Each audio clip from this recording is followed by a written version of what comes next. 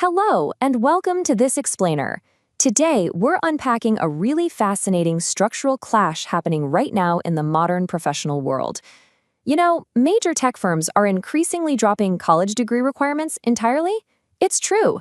We're actually witnessing the historical dominance of the elite university diploma going head-to-head against the rising power of raw, demonstrable skills in the AI era. It's a massive, massive transformation in both higher education and employment. So we're going to break down exactly how university reputation really functions in today's fiercely competitive environment. Okay, let's dive into this. It's the ultimate question, right? On the minds of students, professionals, educators, basically everyone. Is that immensely expensive elite degree actually still worth all the effort in 2026? Well, today we're mapping out a clear survival guide for this rapidly shifting job landscape. We'll look at the trends to give you a definitive idea of where prestige acts as a rock-solid guarantee and where it's kind of just become a contextual aid. Here's our roadmap for today. First up, the 2026 job market.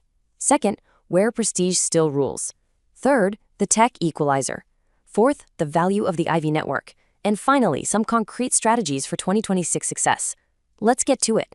Starting off with Section 1, the 2026 job market and our transforming landscape. So we're in a critical transition phase right now. The sudden explosion of AI and highly specialized technical skills, they're actively threatening the traditional dominance of those elite brand name diplomas. To really wrap our heads around this market, we need to frame it as a direct face-off. On one side, we've got the traditional strongholds.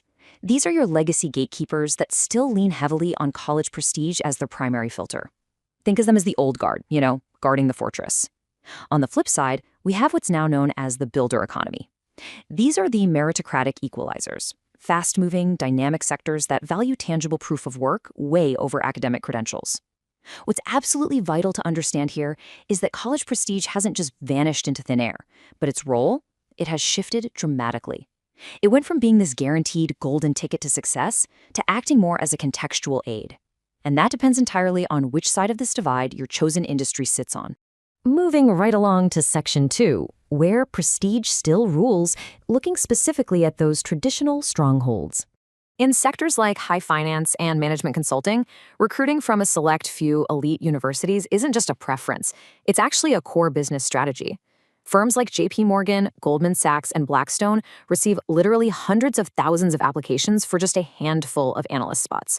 Honestly, to put that into perspective, your odds of getting in are mathematically tougher than winning certain lotteries. So to manage that sheer volume of people, they aggressively recruit on elite campuses, setting up dedicated ecosystems and deploying specific recruiters just for those target students.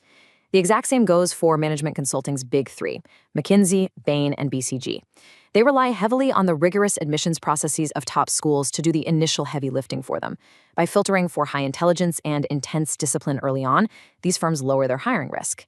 Now, you might be wondering, is it possible to break into these firms from a non-target school? Yes, absolutely, but it requires immense, tireless networking. You are essentially rebelling against an established corporate machine that is actively programmed to look somewhere else. All right, Section 3, the tech industry equalizer, or what we can call the Silicon Valley shift.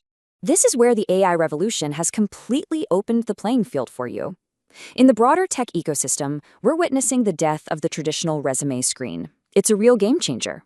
Very few modern tech companies are relying on a piece of paper to evaluate you anymore. Instead, they're using AI-driven platforms to conduct real-time evaluations of your actual coding proficiency and your problem-solving abilities. This levels the playing field entirely, no matter your background. A self-taught student with a stellar, highly active GitHub repository can easily, and I mean easily, outperform an Ivy League grad who has zero tangible real-world projects to show for their time. So, the crucial point is that we've firmly entered the era of the builder economy. In 2026, founders aren't looking for great test takers, they're looking for builders. They want to see that you created your own applications from scratch, that you've managed complex, large-scale data sets, or that you've contributed meaningfully to major open-source AI initiatives. In these highly innovative sectors, hard evidence of accomplishment now completely outranks whatever school name is printed on your diploma. It's a fundamental shift in hiring power, moving right from the institution back to the individual. Now, what's really interesting about this slide is how striking the differences are when we map out this divide across industries.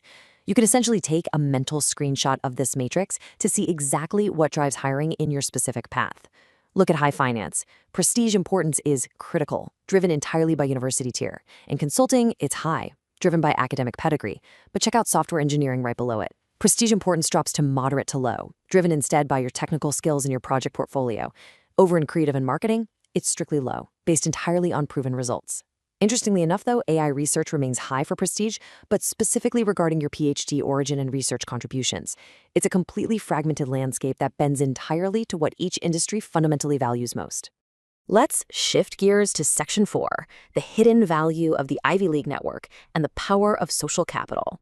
Because look, while technical skills are rising, we simply cannot ignore the potent social capital of an esteemed degree. We live in a hyper-connected economy, and that old saying, your network is your net worth, well, it has literally never been more accurate. The true ROI for a prestigious degree in 2026 isn't necessarily the coursework. It's the network of peers and mentors. This involves what we call horizontal networking. That's where friendships developed with high-caliber classmates often translate directly into future business deals, partnerships, and funding. Elite students also get exclusive access to non-public, extremely high-quality recruitment pipelines. And perhaps most importantly, that elite.edu email address, it acts like a digital passport. It's basically the corporate equivalent of a VIP club wristband when you're cold emailing industry leaders or trying to secure those informational interviews. But, and this is a critical caveat, a brand name commands absolutely no premium without the competence to back it up. If you hold the Ivy League name but lack the underlying skills, well, you're eventually going to struggle. Which brings us to our final section, Section 5, Strategies for 2026 Success and Your Action Plan. And this brilliantly illustrates how, whether you're at a target school or a non-target school, you need a proactive strategy to navigate this divided market. Students from both backgrounds have very distinct, actionable paths here. If you're at a target school, whatever you do not just coast on your school's reputation. You absolutely must aggressively build AI-proof, highly useful skills. Utilize those career centers early and heavily network with professors who have deep industry ties. Now, if you are at a non-target school, your entire focus has to be on building a bulletproof proof of work portfolio. Network relentlessly with alumni from your school who have already broken into your desired industry, using platforms like LinkedIn.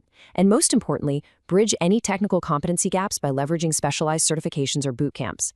Both paths effectively bridge the gap between academic signal and contemporary substance.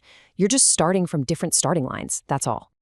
I want to highlight a really brilliant insight from our source material that perfectly synthesizes everything we've unpacked in this explainer today. Think of it like this. The amplifier is prestige. Your repertoire is the music, however. An elite institution is an incredible asset. It acts as a massive amplifier that opens doors incredibly fast. But, and this is key, it doesn't hold those doors open for you.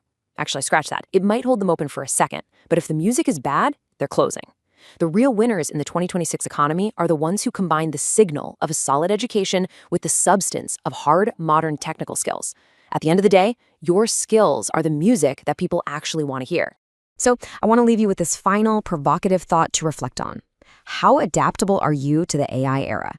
Whether you're attending a local community college or some centuries-old Ivy-covered university, your ultimate career trajectory in 2026 and beyond is going to be determined by your adaptability and your demonstrable skills. Take a good, hard look at your own mix of formal education and proof of work and ask yourself what exactly you need to build next. Thank you so much for joining me for this explainer. Keep building.